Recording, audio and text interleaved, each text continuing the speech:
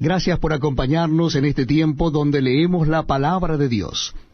Lo estamos haciendo en el Nuevo Testamento y nuestra cita bíblica está en la primera carta del apóstol San Pablo a Timoteo. Capítulo 5 de la primera carta del apóstol San Pablo a Timoteo. Repito, la cita bíblica es 1 Timoteo, capítulo 5. No reprendas al anciano, sino exhórtale como a padre, a los más jóvenes como a hermanos, a las ancianas como a madres, a las jovencitas como a hermanas con toda pureza. Honra a las viudas que en verdad lo son. Pero si alguna viuda tiene hijos o nietos, aprendan éstos primero a ser piadosos para con su propia familia, y a recompensar a sus padres, porque esto es lo bueno y agradable delante de Dios. Mas la que en verdad es viuda y ha quedado sola, espera en Dios, y es diligente en súplicas y oraciones noche y día. Pero la que se entrega a los placeres, viviendo está muerta. Manda también estas cosas para que sean irreprensibles. Porque si alguno no provee para los suyos, y mayormente para los de su casa, ha negado la fe, y es peor que un incrédulo. Sea puesta en la lista sólo la viuda no menor de 60 años, que haya sido esposa de un solo marido, que tenga testimonio de buenas obras, si ha criado hijos, si ha practicado la hospitalidad, si ha lavado los pies de los santos, si ha socorrido a los afligidos, si ha practicado toda buena obra.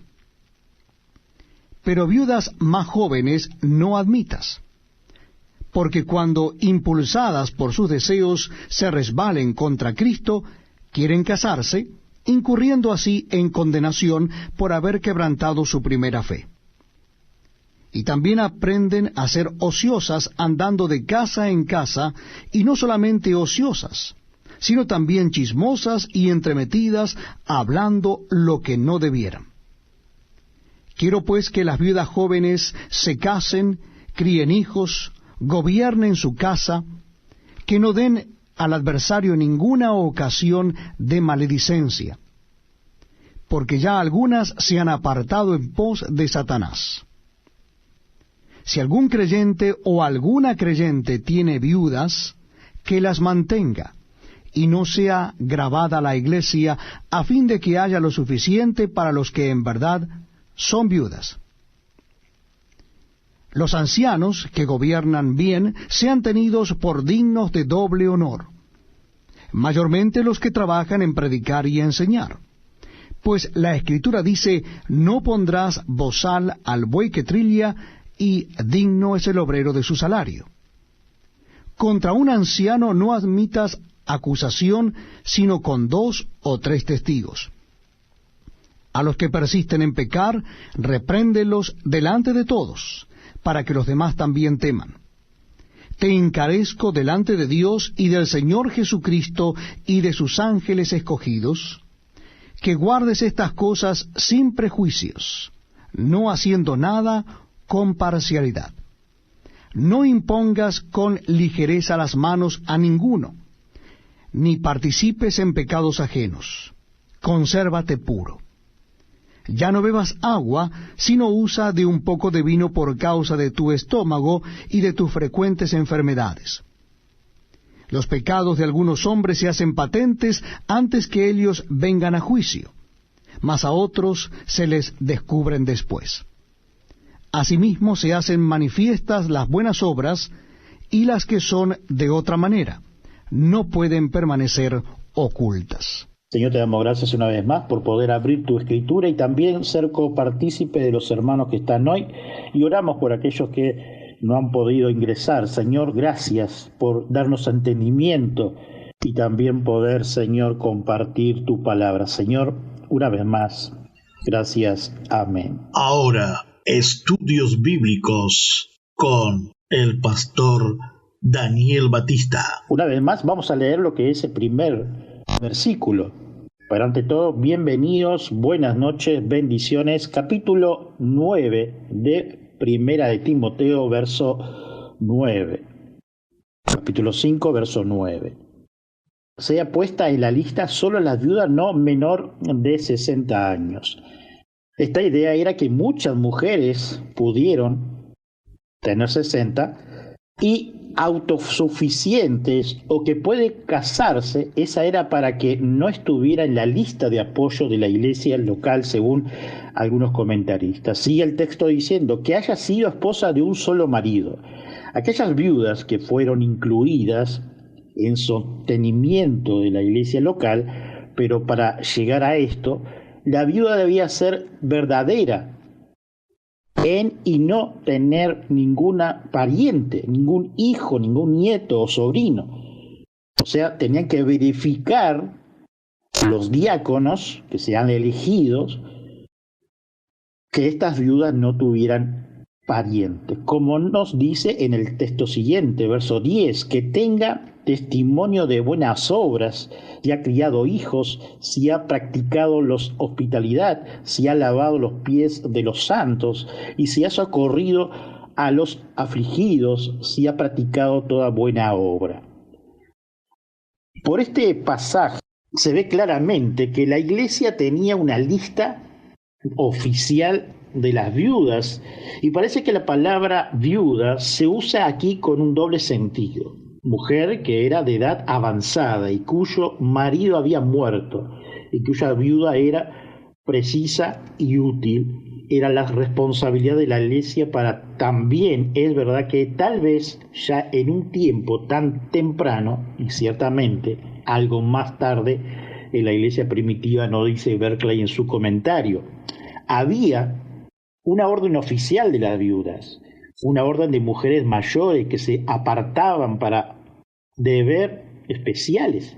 En la disposición de la Constitución Apostólica que nos dice cómo era la viuda y la organización de la Iglesia del siglo III, que se estableció, se nombran 3 viudas, 2 para perseverar en las oraciones por los que están en prueba, para recibir revelación cuando éstas sean necesarias, una para ayudar a las mujeres que han sido visitadas por la enfermedad, debe estar dispuesta a prestar un servicio discreto, diciéndoles a los ancianos los que se necesitan sin avaricia, no excesadamente aficionada al vino para que pueda mantener sobria y ser capaz de realizar los servicios para la noche y mucho más los deberes de amor, dice lo que era la Constitución Apostólica en el siglo III.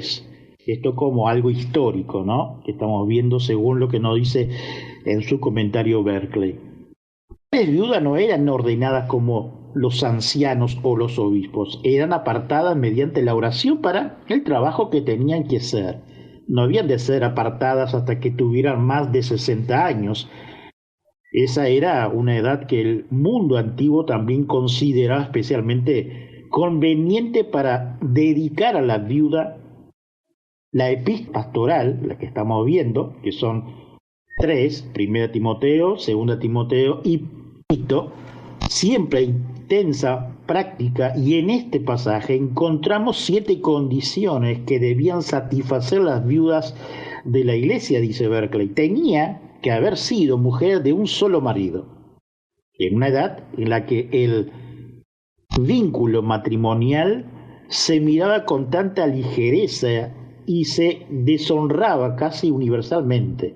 Habían de ser ejemplos de pureza y fidelidad. No olvidemos la época que estaba viviendo el apóstol Pablo. Tenía que haber ganado una buena reputación por buenas obras. Los encargados de la iglesia, varones y mujeres, tenían a su cuidado no solamente su propia reputación personal, sino también el buen nombre de la iglesia. No olvidemos el texto de Proverbios 31, de la mujer virtuosa. Nada desacredita tanto a una iglesia como la encargada indigna, y no hay mejor publicación para la iglesia que una persona responsable que aplique su cristianidad a la actividad de la vida diaria. Tiene que haber criado hijos. Esto bien puede querer decir más de una cosa. puede querer decir que la viuda tiene que haber dado pruebas de su piedad cristiana, educacional a su propia familia cristiana, pero puede que quiera decir más que eso, en una edad en la que el vínculo matrimonial se había relajado mucho y el hombre y la mujer cambiaba de cónyuge con una rapidez alucinante. Los hijos se consideraban unos hastenados hasta que era la gran edad de la exposición de los bebés, dice Berkeley en su comentario. Cuando nacía un niño se le traía y se le ponía a los pies de sus padres y el padre se inclinaba y levantaba. Eso quería decir que le reconocía y que estaba dispuesto a aceptar responsabilidades por su crianza. Esa era la costumbre de esa época, tiempo de los apóstoles. Si el padre se daba la vuelta y se marchaba, al bebé se le arrojaba literalmente como si fuera una basura indeseable. Solía pasar que regocijaba a esos niños no con aspectos personales sin escrúpulos. Si eran chicas, las criaban para emplearlos en los burdeles públicos, si eran chicos para vender como esclavos o entretenerlos como gladiadores en los coliseos. Era un deber cristiano el rescatar tales niños de los muertos, aún una cosa peor, así nos dice Berkeley en su comentario. Tenía que haber práctica de la hospitalidad con los forasteros. Las posadas del mundo antiguo eran notoriamente sucias, caras e inmorales. Los que abrían sus casas a viajeros o forasteros o a los jóvenes cuyos trabajos o estudios los obligaba a estar fuera de sus hogares, estaban haciendo un servicio sumamente valioso a la comunidad. La puerta abierta de un hogar cristiano es siempre una cosa preciosa, dice Berkeley. Tenía que haber lavado los pies de los santos, también dice el texto. Esto no hay que tomarlo literalmente, aunque el sentido literal está también incluido.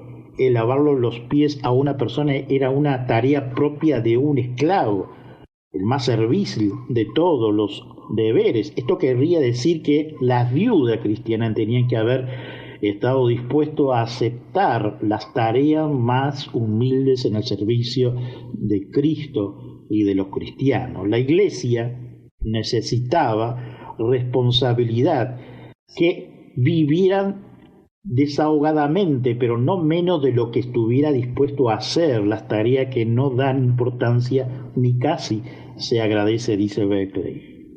Tenía que haber ayudado a los que tenían problemas. En los tiempos de persecución no era un caos insignificante el ayudar a los cristianos que estaban sufriendo por su fe. Eso era identificar con ellos y asumir el riesgo de recibir un castigo semejante. El cristiano tiene que estar al lado de los que tuvieron problemas a causa de su fe, aún en el caso de, por hacerlo así, granjearse problemas. Tenían que haberse dedicado a toda clase de buenas obras. Todos los hombres concentraban su vida en algo. El cristiano concentraba las ayudas en la obediencia a Cristo y la ayuda a los demás.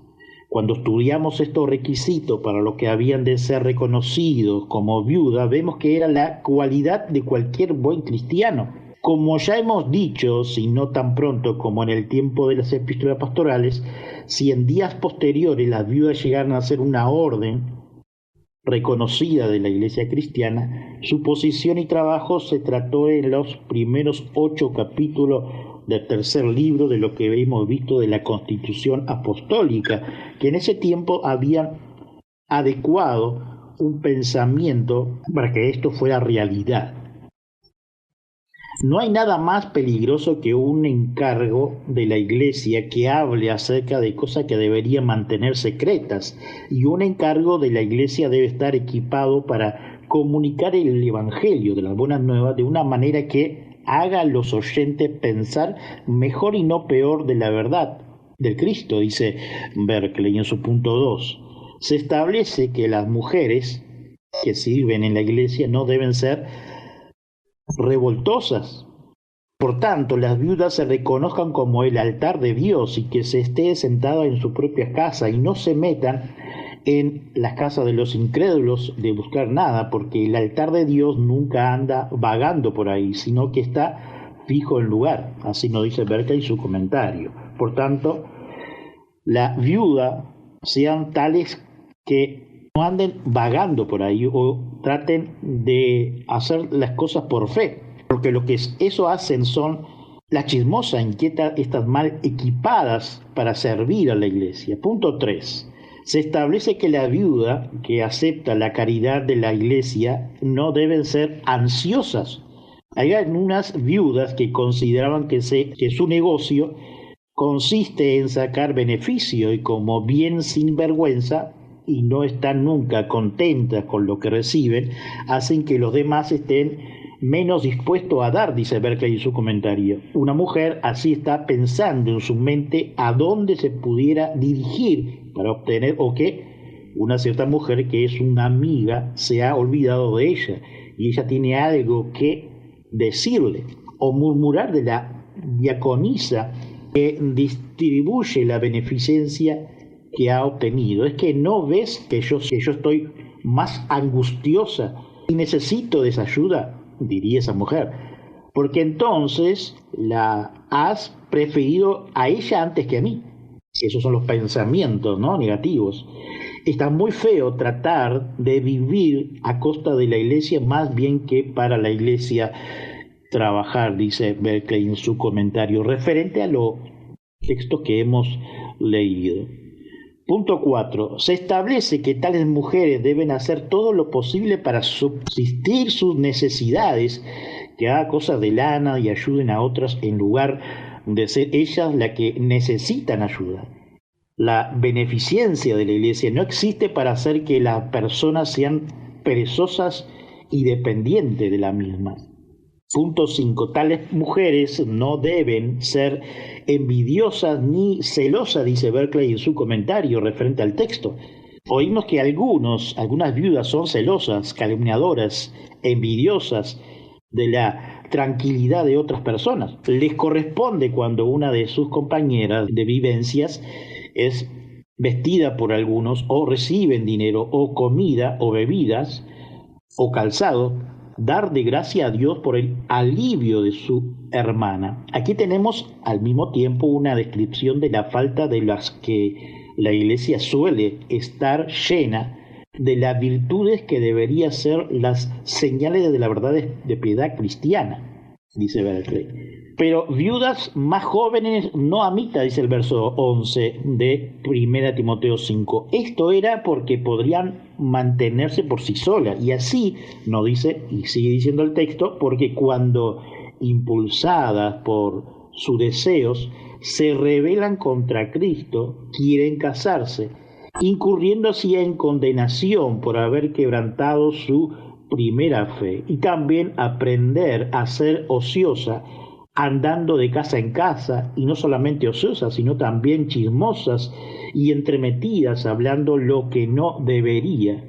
Quiero pues que las viudas jóvenes se casen, dice el apóstol Pablo, críen hijos, gobiernen su casa, que no den al adversario ninguna ocasión de maledicencia, porque ya algunas se han apartado en pos de Satanás. Si alguno creyere o alguna creyere tiene viuda, que las mantenga y no sea gravosos a la iglesia, a fin de que haya lo suficiente para las que en verdad son viudas.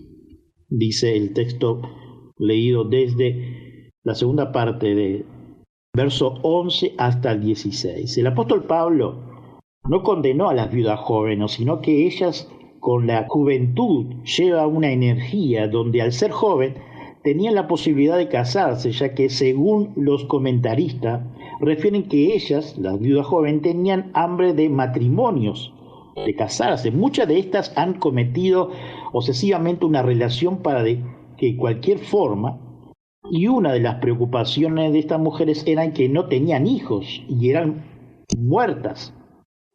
Así, ya que desde su niñez fueron adoctrinadas que eran malditas al no tener hijos y serían malditas, por eso eran su apuro por casarse.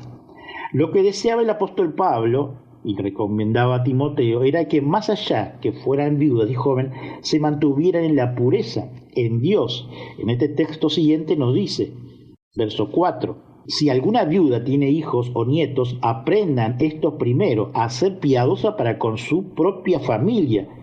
Estamos leyendo en el capítulo 5. Hemos vuelto al versículo 4. Y a recompensar a sus padres, porque esto es lo bueno y agradable delante de Dios. Mas la que en verdad es viuda y ha quedado sola, espera en Dios y es diligente en súplicas y oración noche y día. En el verso 8 nos dice, porque si alguno no provee para lo suyo, y mayormente para lo de su casa, ha negado la fe, y es peor que un incrédulo.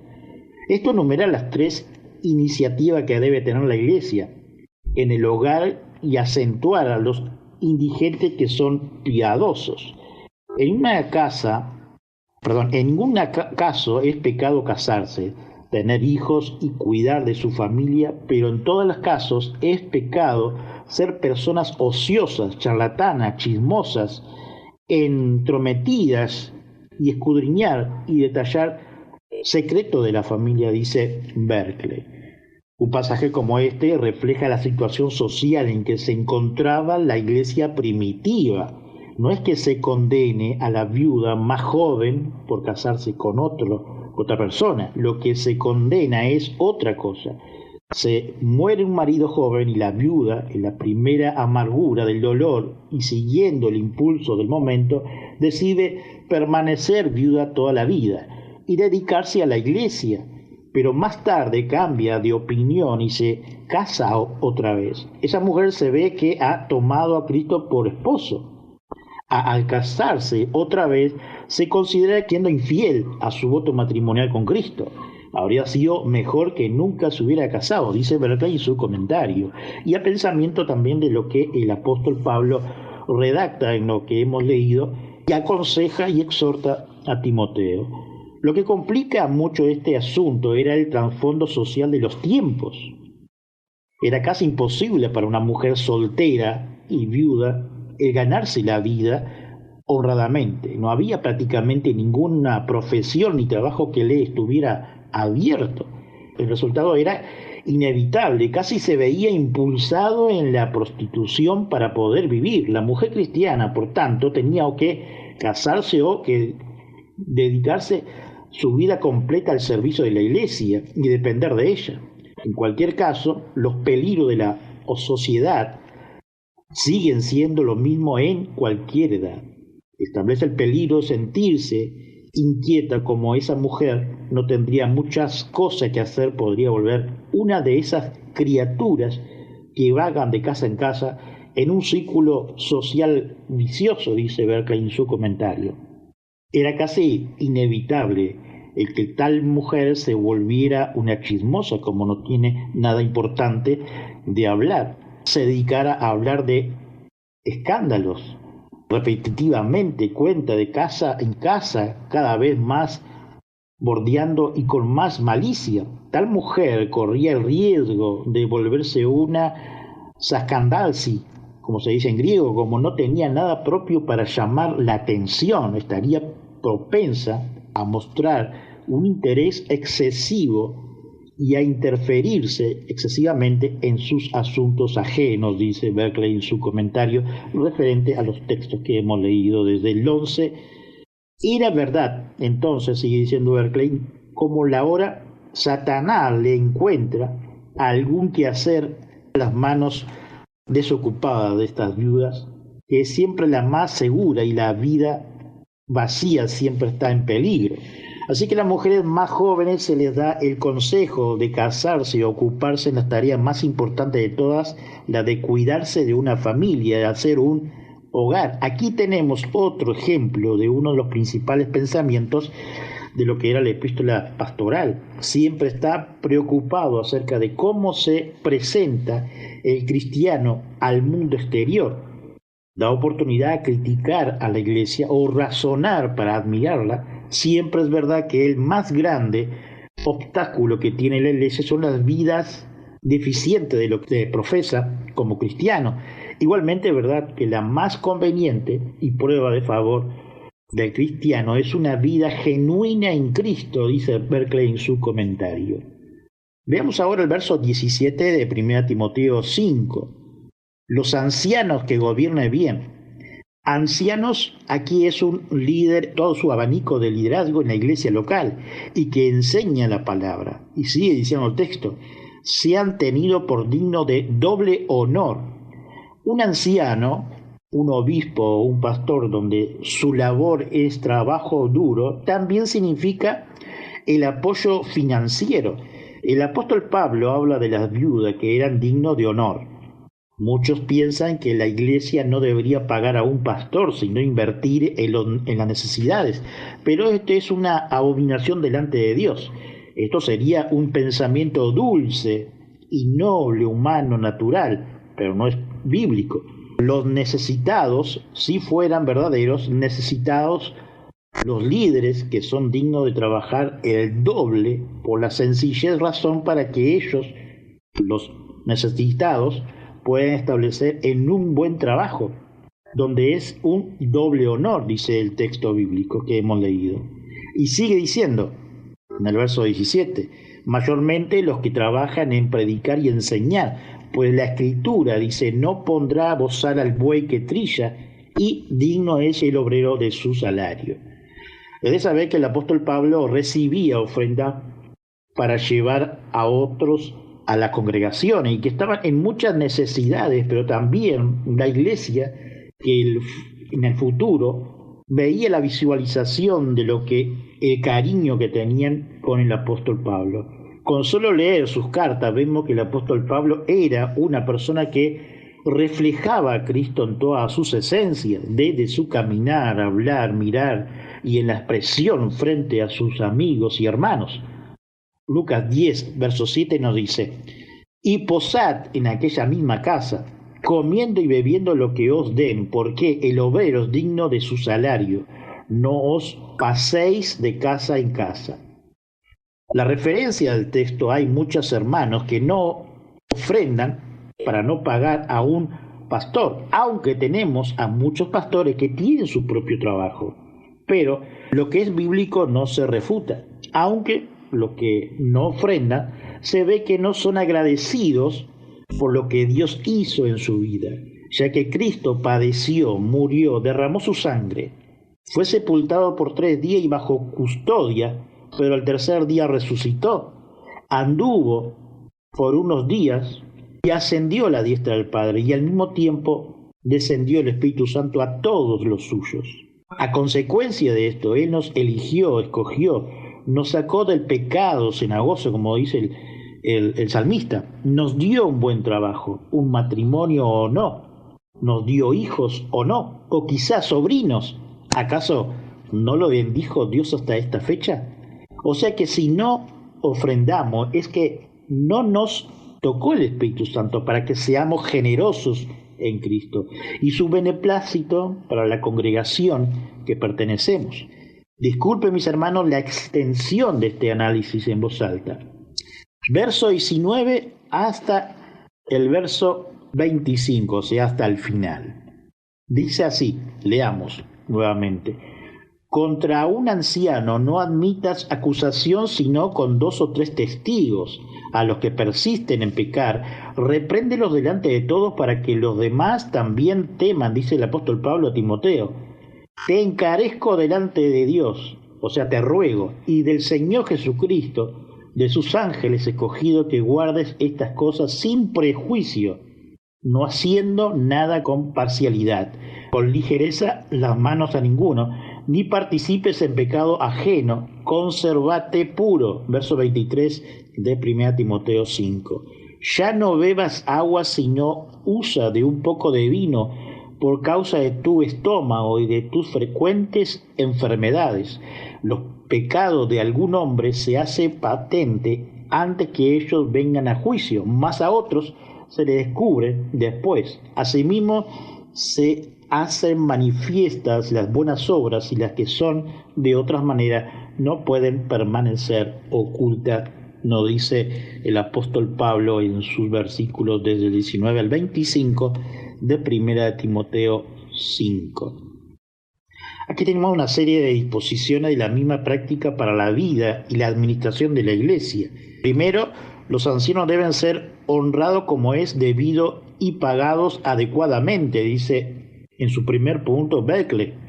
Cuando se hacía la trilla en Oriente, lo mismo que en España hasta hace muy poco, la gavilla de la siega se colocaba en el ara, significando que se hacía pareja de bueyes y otros animales arrastraban la trilla sobre las gavillas, algunas veces atándolos a un poste central y haciéndoles dar vueltas sobre el grano. En cualquiera forma, no se le ponía bozal a los animales, dejándole en libertad de comer todo lo que quisiera en recompensa por el trabajo que estaba haciendo. Esta ley concreta acerca de los bueyes de encuentro se nos dice también en Deuteronomio como referencia, Deuteronomio 25, verso 4. El dicho de que el obrero merece su salario es un dicho de Jesús que hemos leído, de Lucas 10, verso 7. Suena a un dicho proverbial de que él citará y todo conociera lo que había dicho Jesús. Cualquier trabajo merece ganar la vida y cuanto más trabaje, tanto más merece ganar. El cristiano nunca ha tenido nada que ver con la ética sentimental que reclama la igualdad para todos. La recompensa de un hombre debe ser proporcional a su trabajo. Se ha notado que clase de ancianos han de ser honrados y recompensados especialmente solo los que trabajan en la predicación y enseñanza, así hemos leído en el texto. El anciano cuyo servicio consistía solamente en la palabra en sus discursos y en razonamiento no es tal que se trata de aquí. Al que la iglesia realmente honraba era el hombre que trabajaba para edificar y construir mediante su predicación de la verdad y presentación de la misma, y la educación de los jóvenes y de los nuevos convertidos, nos dice Berkeley en su comentario. Punto 2. La ley judía establecía que ninguna persona podía ser condenada por la evidencia de un solo testigo. No se tomará en cuenta a un solo testigo contra alguien en cualquier delito ni en cualquier pecado en relación con cualquier ofensa cometida. Solo por el testimonio de 2 o 3 testigos se mantendrá la acusación. Deuteronomio 19:15. La misma, la ley rabínica codificaba, dice descripciones del proceso del judío, de la misma manera que el segundo testigo era introducido y examinado, y el testigo de los dos se encontraba, que estaba de acuerdo, se abría el turno para la defensa. Si no constaba con esto más que la evidencia de un solo testigo, no había razón para dictar sentencia, nos dice Berkeley en su comentario. En tiempos posteriores, las reglas de la Iglesia establecieron que los 2 testigos debían ser cristianos porque le habría sido fácil a un pagano malicioso fabricar una acusación falsa contra un anciano cristiano con el propósito de desacreditarlo y con él a la Iglesia. En los primeros días, las autoridades de la Iglesia no dudaban en aplicar disciplina y Teodoro de Mopsus, uno de los primeros padres, indica la necesidad que era estas reglas porque los ancianos siempre estaban expuestos a no ser del gusto de todos y estaban especialmente expuestos a atacar maliciosamente debido a la vergüenza de algunos de los que hubieron reprendido por sus pecados. Uno que hubiera sido disciplinado podría tratar de vengarse acusando maliciosamente a un anciano de alguna irregularidad, de algunos pecadores. Es un hecho, dice Berkeley en su comentario, indudable que este mundo sería mucho más fácil, y la Iglesia también, si las personas se dieran cuenta de que no es menor que un pecado el triunfo histórico de cuya verdad no se asegura.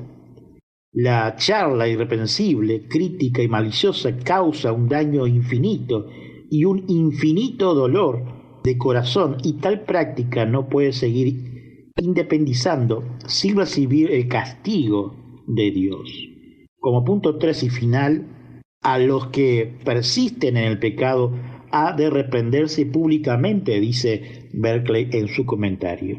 Esa publicación representa y tenía un doble valor. Le hacía parar mientras el pecador para considerar su propio camino y hacia que otros tuvieran cuidado no fuera que se viera en una humillación semejante. La amenaza de la publicación del pecado no es una mala cosa si mantiene a la persona en el buen camino, aunque sea por temor. Un pastor sabio conocerá el momento en que se han de mantener las cosas reverentes y el momento en que se ha de detallar a la reprensión en público. Pero sucede lo que suceda, la Iglesia no debe de dar nunca la impresión de que hace la vista gorda en situaciones de pecado manifiesto. Cuarto, se exhorta a Timoteo a cumplir con su responsabilidad sin favoritismo ni prejuicio. B.S. Easton escribe: el bienestar de cualquier comunidad depende de la disciplina imparcial. No hay nada que origine mayores prejuicios que el que algunas personas sean tratadas como si no pudiera hacer nada malo y otra como si no pudiera hacer nada bien. La justicia es una virtud universal y la Iglesia debe asegurarse de no caer por debajo de los niveles imparciales que hasta el mundo exige. Quinto, a Timoteo se le advierte que no se precipite en imponerle a las manos a ninguno. Eso puede querer decir una de dos cosas. A, puede que quiera decir que no ha de ser demasiado rápido en imponerle las manos a nadie para ordenarle para una responsabilidad en la Iglesia. Antes de conseguir un ascenso en los negocios o en la enseñanza o en el ejército, la marina o las fuerzas aéreas, uno tiene que demostrar que lo merece. Nadie debería nunca empezar en la cima. Esto es doblemente importante en la Iglesia, porque el que ocupa un lugar importante y fracasa, desacredita no solo a sí mismo, sino también a la Iglesia. En un mundo crítico, la Iglesia no puede pasarse en relación con la clase de personas que elige como su dirigente, dice Berkeley en su comentario. Punto B. En la Iglesia primitiva había la costumbre de imponerle las manos a un pecador penitente que había dado prueba de la sinceridad de su arrepentimiento y había vuelto al rebaño de la Iglesia. Se establece cuando un pecador se arrepiente y muestra frutos de arrepentimiento, imponerle las manos mientras todos oran por él. Eusebio nos dice que era la costumbre antigua el que los pecadores arrepentidos fueran recibidos otra vez mediante la imposición de manos y la oración. Si ese es el sentido aquí, sería una advertencia a Timoteo para que no se precipitara en recibir otra vez a uno que hubiera traído descrédito a la Iglesia. El esperar hasta que mostrara que su penitencia era genuina y que estaba decidido a remodelar su vida de acuerdo con su profesión de arrepentimiento, o sea, dar frutos fidedignos. Eso no quiere decir, dice Berkeley en su comentario, ni un momento que tal persona había de mantenerse a cierta distancia y tratarse con suspicacia. Tenía que tratarse con toda simpatía y con toda ayuda y dirección en este periodo de prueba. Pero sí es decir que la membresía de la Iglesia no se ha de tratar nunca con ligereza y que una persona debe dar muestra de su arrepentimiento por el pasado y de su determinación para el futuro, antes de ser recibido no en la compañía de la Iglesia, sino en su membresía. La compañía de la Iglesia existe para ayudar a tales personas a redimirse, pero su membresía es para las que han comprometido su vida de veras a Cristo. Esta frase muestra toda la intimidad de estas cartas entre los asuntos de la iglesia y los problemas de la administración. El apóstol Pablo encuentra el momento para introducir un detalle de consejo cariñoso para Timoteo acerca de su salud, dice Berkeley en su comentario. Siempre había habido una vena de ascetismo en la religión judía, siempre que un hombre asumía el voto nazareo. Así nos dice Números 6 del 1 al 21. Les invito a que me acompañen en la lectura de la palabra de Dios en el libro de Números. Números capítulo 6. Habló Jehová a Moisés diciendo: Habla a los hijos de Israel y diles: el hombre o la mujer que se apartare haciendo voto de nazareo para dedicarse a Jehová, se abstendrá de vino y de sidra. No beberá vinagre de vino ni vinagre de sidra, ni beberá ningún licor de uvas, ni tampoco comerá uvas frescas ni secas. Todo el tiempo de su nazareato, de todo lo que se hace de la vid, desde los granilios hasta el ollejo, no comerá. Todo el tiempo del voto de su nazareato no pasará navaja sobre su cabeza, hasta que sean cumplidos los días de su apartamiento a Jehová. Será santo, dejará crecer su cabello. Todo el tiempo que se aparte para Jehová no se acercará a persona muerta, ni aun por su padre, ni por su madre, ni por su hermano, ni por su hermana podrá contaminarse cuando mueran, porque la consagración de su Dios tiene sobre su cabeza. Todo el tiempo de su nazareato será santo para Jehová. Si alguno muriere súbitamente junto a él, su cabeza consagrada será contaminada, por tanto el día de su purificación raerá su cabeza. Al séptimo día la raerá. Y el día octavo traerá 2 tórtolas o 2 palominos al sacerdote a la puerta del tabernáculo de reunión. Y el sacerdote ofrecerá el uno en expiación y el otro en holocausto. Y hará expiación de lo que pecó a causa del muerto, y santificará su cabeza en aquel día. Y consagrará para Jehová los días de su nazareato, y traerá un cordero de 1 año en expiación por la culpa, y los días primeros serán anulados, por cuanto fue contaminado su nazareato. Esta es, pues, la ley del nazareo. El día que se cumpliere el tiempo de su nazareato, vendrá a la puerta del tabernáculo de reunión, y ofrecerá su ofrenda a Jehová, un cordero de 1 año sin mancha en holocausto, y una cordera de 1 año sin defecto en expiación, y un carnero sin defecto por ofrenda de paz. Además, un canastillo de tortas sin levadura, de flor de harina amasadas con aceite, y hojaldres sin levadura untadas con aceite, y su ofrenda y sus libaciones. Y el sacerdote lo ofrecerá delante de Jehová, y hará su expiación y su holocausto, y ofrecerá el carnero en ofrenda de paz a Jehová, con el canastillo de los panes sin levadura. Ofrecerá asimismo el sacerdote su ofrenda y sus libaciones. Entonces el nazareo raerá a la puerta del tabernáculo de reunión su cabeza consagrada, y tomará los cabellos de su cabeza consagrada, y los pondrá sobre el fuego que está debajo de la ofrenda de paz. Después tomará el sacerdote la espaldilla cocida del carnero, una torta sin levadura del canastillo, y una hojaldre sin levadura, y las pondrá sobre las manos del nazareo después que fuere raída su cabeza consagrada. Y el sacerdote mecerá aquello como ofrenda mecida delante de Jehová, lo cual será cosa santa del sacerdote, además del pecho mecido y de la espaldilla separada. Después el nazareo podrá beber vino.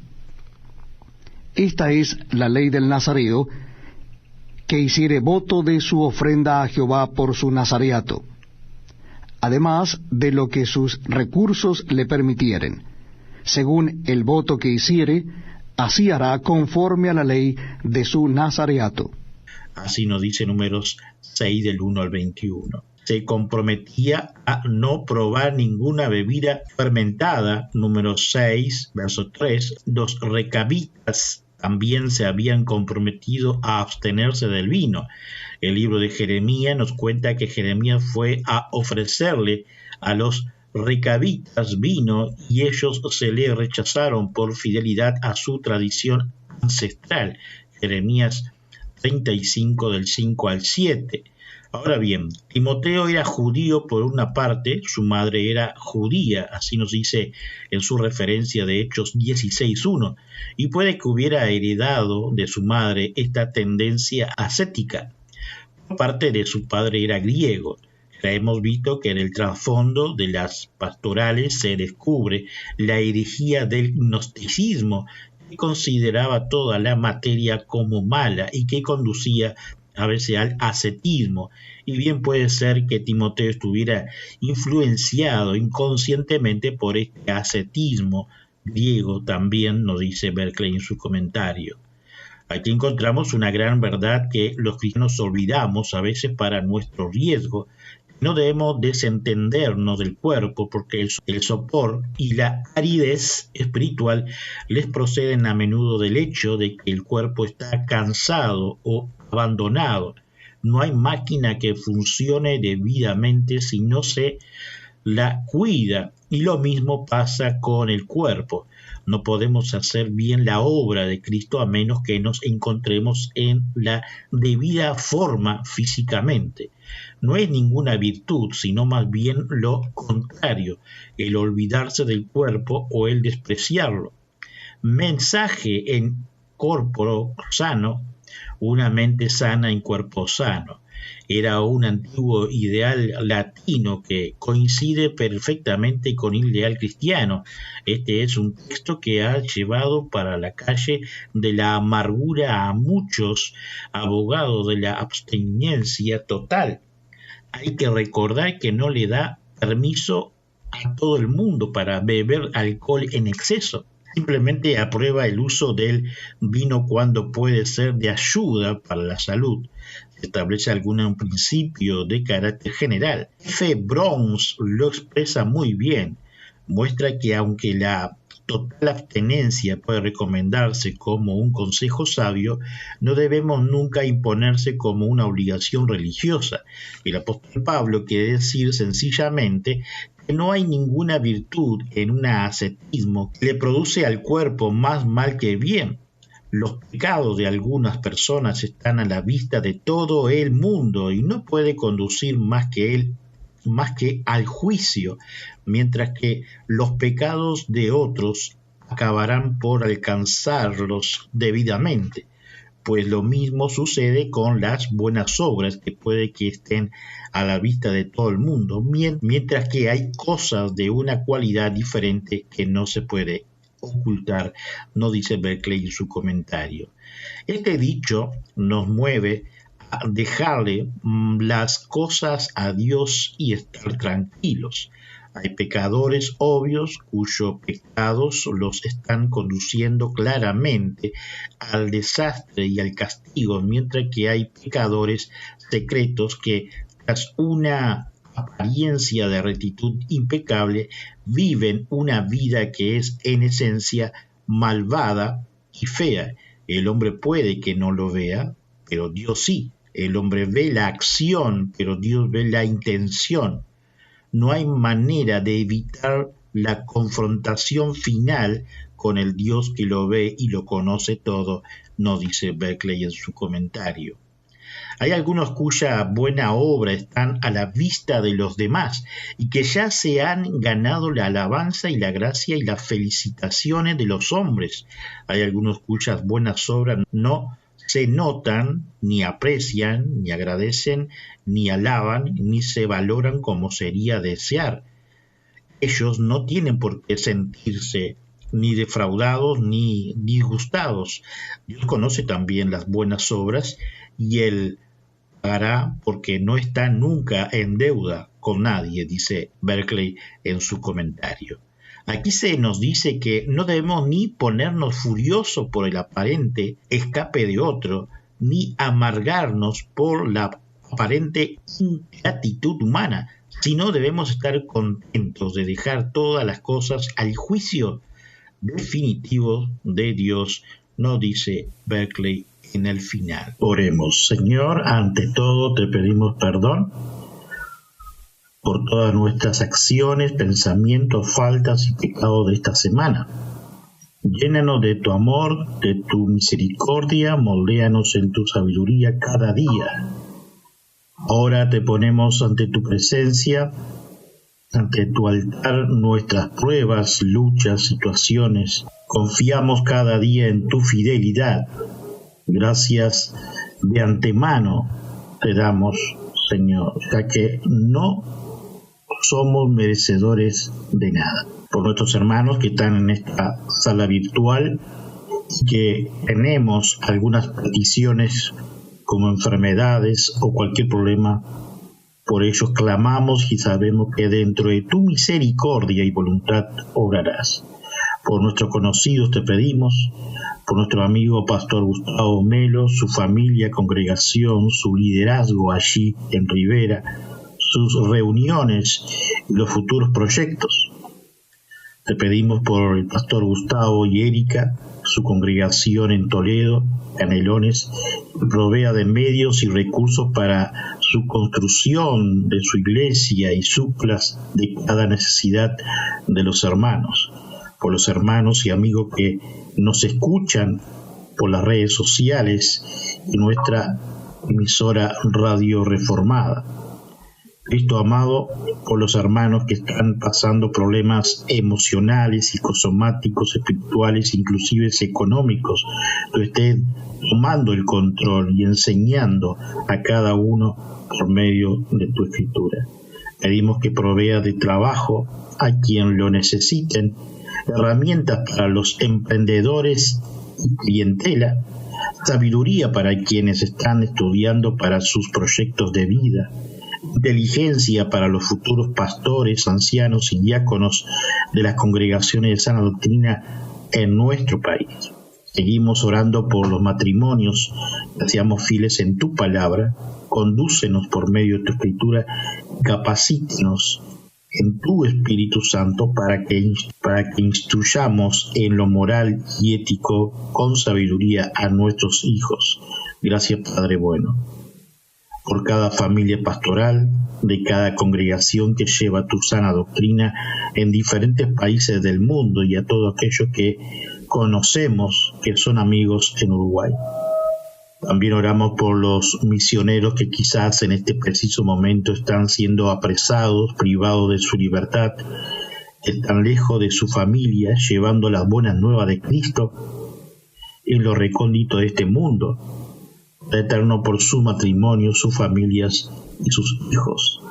Oramos por cada congregación, misión o agencia misionera de sana doctrina que están en los países que son difíciles la evangelización y sostener una congregación. Señor, estés protegiendo y dando sabiduría e inteligencia. Confiamos, Cristo, dicha protección. Te ponemos en tu presencia, Señor, a los gobiernos de cada país del mundo, presidente, vicepresidente, parlamentos, senadores, diputados, ministros y entes autónomos. Padre, te pedimos sabiduría por cada uno de los nombrados. Si hay hermanos entre ellos y tienen la oportunidad de presentar tus buenas nuevas del Evangelio, hazlo, Señor, dentro de tu misericordia. Gracias, Padre amado. Cristo Jesús, te ponemos ante tu presencia a cada país que están enfrentando alguna pandemia, por los médicos, enfermeros y también por el sistema socioeconómico de cada país. También por los diferentes emigrantes de lugares de la tierra. Tú estés obrando y supliendo las necesidades a las congregaciones que auxilian a las familias emigrantes. Padre, te pedimos por los habitantes y los cristianos que hay guerras y los países circundantes, resguárdalos con tu gracia. Tu palabra habla y dice, nación contra nación. Ya nos advertiste, aunque clamamos por tu misericordia y beneplácito. Señor amado, gracias. Pedimos, Padre amado, por los países que están padeciendo sequías en todo su territorio, con problemas hídricos como lo hay en África y otros países que hace decenas de años que lo padecen. Si está dentro de tu voluntad, manda lluvia. Clamamos, Señor amado, que apacigüe las tormentas, huracanes, las actividades volcánicas, incendios, tsunamis y terremotos en diferentes países que lo sufren. Oramos por los países del mundo que padecen hambruna. Pedimos tu compasión, Padre bueno, que suplas a las congregaciones. Gracias, Señor. Esto pedimos por los países que sufren guerrillas, guerras o ideologías y donde persiguen a nuestros hermanos de la fe, que está tu iglesia proclamando. Muchas de ellas se reúnen bajo tierra, en lugares desérticos, cuevas y en secreto. Señor, que tú estés cubriendo con tu amor y misericordia, auxiliando a las congregaciones de recursos para las viudas, a los huérfanos y a las familias en la miseria, sin hogar y falta de todo. Señor, clamamos para que tú suplas. Sabemos que obrarás a favor. Pedimos por las editoriales Sociedad Bíblica Trinitaria, que están adecuando las escrituras a diferentes idiomas, etnias en el mundo. Proveas de recursos económicos y capacites a los misioneros voluntarios para traducir la escritura al lenguaje étnico para este fin. Gracias, Señor amado. Padre, te pedimos también por nuestra congregación, Iglesia Reformada del Uruguay. Clamamos por tu favor, Señor, por todas nuestras necesidades, por los estudios bíblicos de los viernes y las demás actividades que se realizarán por el MED en el futuro. Provea de medios económicos y que obres dentro de tu voluntad, soberanía y misericordia para solventar en los recursos varios. Primero, arreglar nuestro lugar físico, cubriendo todos los gastos. Segundo, la evangelización en puntos estratégicos de Montevideo y hacer misiones en nuestro interior profundo en el futuro. Tercero, abre puertas para accionar con calidad tu palabra, todo dentro de tu gracia, voluntad y soberanía. Resguárdanos y danos sabiduría e inteligencia con mi esposa para llegar con tus buenas nuevas a tus escogidos. Bendice a los actuales y futuros miembros y todos aquellos que nos oyen por nuestra Radio Reformada Uruguay. Concluimos, Padre, agradeciéndote por todas aquellas pruebas y que por tu misericordia nos sostienes como viendo al invisible, así nos dice el apóstol Pablo. Te damos gracias por tu palabra dictada, donde podemos estudiar, meditar y conocer más de ti, por la vida, por el trabajo, por la salud física y espiritual, por nuestros matrimonios, nuestros hijos, nietos, sobrinos, por nuestros amigos. Gracias por la congregación que pertenecemos y bendigas a cada líderes, hermanos y amigos. A ti sea toda la gloria y la honra. Gracias, Señor amado.